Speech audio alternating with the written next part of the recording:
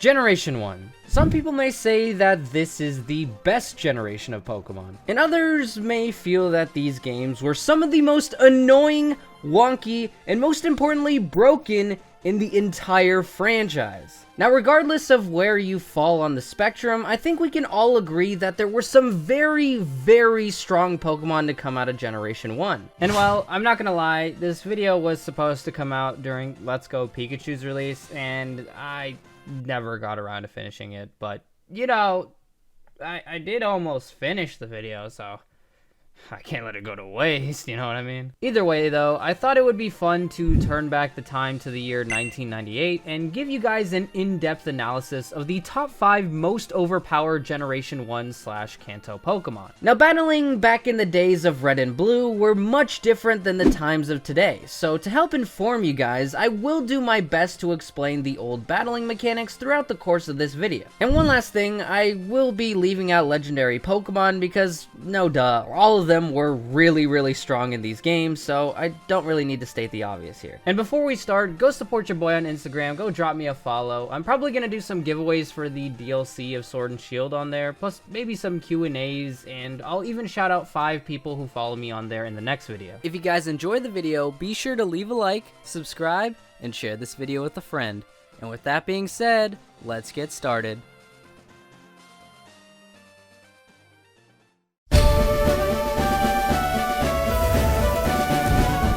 Starting off this list, I decided to go a more physically defensive route, and what better Pokemon represents a solid defense than the ground rock Pokemon Rhydon. Now, while rock in later generations regress a lot in usefulness in battle, during the early days of Pokemon's conception, before the steel type ever existed, it was once the best form of defense in the metagame. And funny enough, a typing that was constantly used in the meta was normal of all typings. And that's really because of 2 moves that were constantly being used: Hyper Beam and Body Slam. These 2 moves were very good in battle because Hyper Beam does a lot of damage already and didn't need to recharge if you KO'd the opposing Pokemon. And Body Slam, while not hitting as hard as Hyper Beam, has a 30% chance of paralyzing, so there would be a constant Body Slam, paralyzation, and Hyper Beam combo. Obviously, this isn't the only reason why normal types are successful in Gen 1, but these 2 moves were a big part of its success. And I'm not joking, these moves were a must-have in the metagame, so you can probably imagine that you might need a Pokemon to stop that onslaught. And well, in comes Rhydon. This Pokemon, along with Golem, were really the only Pokemon that could physically stop the normal attacks, because 1, the rock typing resisted those moves, and 2, all normal type moves were physical in this gen, so defensive tanks were really the only way to go. Plus, Rhydon getting paralyzed wasn't really that much of a big deal anyways, since they already are pretty slow and could actually help since now they can't be put to sleep.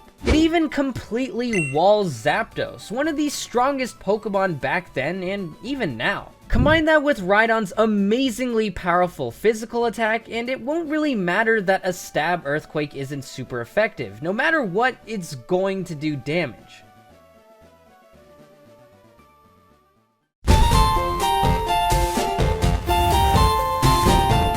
Well, since I talked about one of the deadliest types in the Gen 1 metagame, I might as well talk about the other one, Psychic.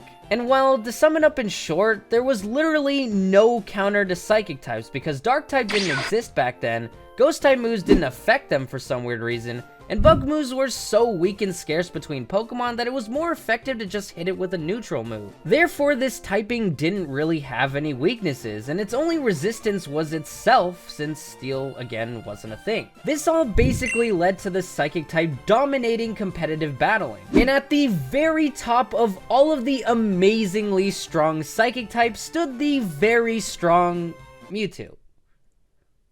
But slightly below it was Executor. This Pokemon was really the complete package, not only because it had the all-powerful Psychic typing, but it also had Grass too. These 2 typings balanced very well with each other, as Grass helped take care of the ground type problems like Rhydon and Golem, while Psychic could resist itself and just be a nuisance for the opponent. Grass also comes with the access to moves like Stun Spore and Sleep Powder, which especially in Generation 1 was a broken as status ailment. And the reasons for this is because 1, there was an increased duration, and 2, when you wake up from sleep, it takes that turn away from you, meaning that the Pokemon can just put you right back to sleep if he's faster than you. So if your opponent manages to never miss a sleep powder, it basically renders your Pokemon useless. So combine that with great stats and an amazing move pool, and well, you have yourself a Pokemon that just brings terror wherever it goes.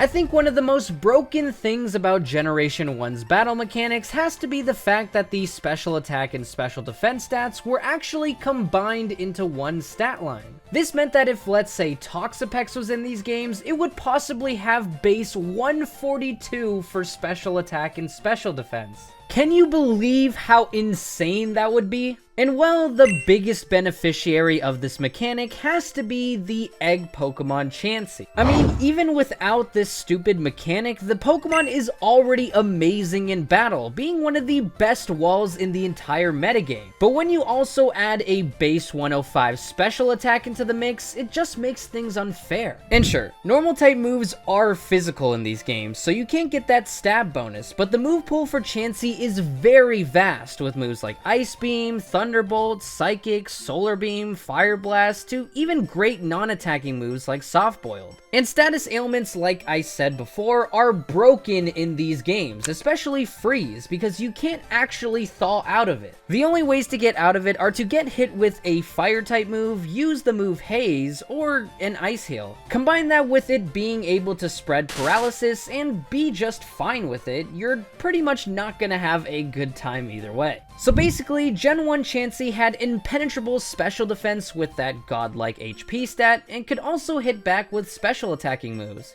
Crazy.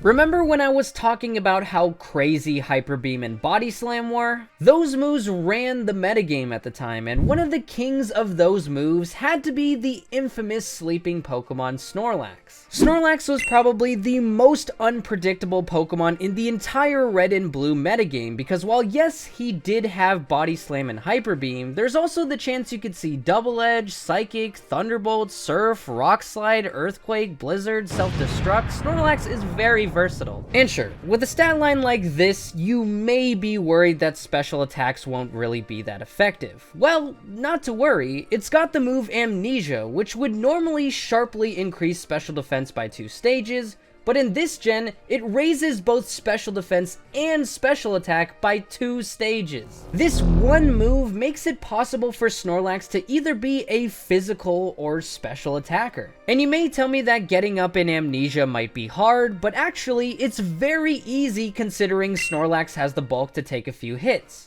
And even if you manage to get this Pokemon down to a low health, all you have to do is hit him with a rest, and it's pretty much back to square one, my friend.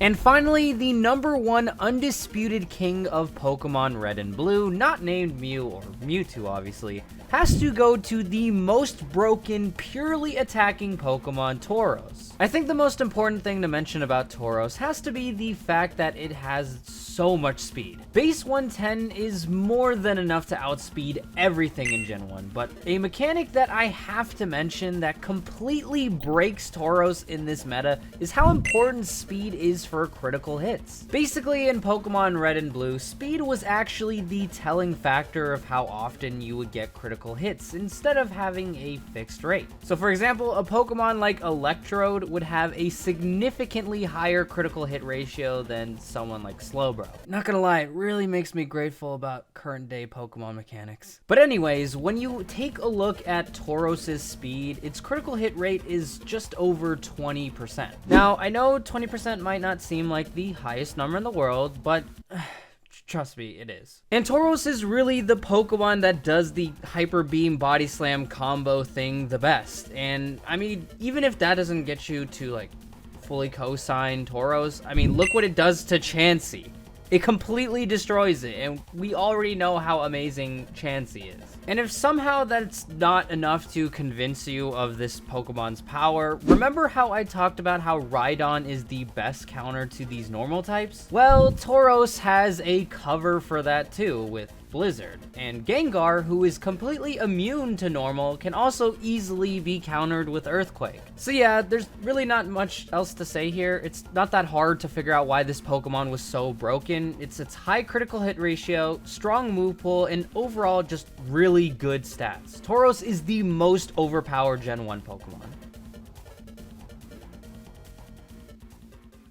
Thank you guys so much for watching. If you enjoyed the video, be sure to leave a like and let me know in the comments section below. If you haven't already, subscribe to the channel and become an Eryizo today. If you want to check out the previous video I did, be sure to click the annotation on the left. And if you guys want to see some more Pokemon Sword and Shield videos, click the other annotation on the right. And with that being said, I will see you guys next time.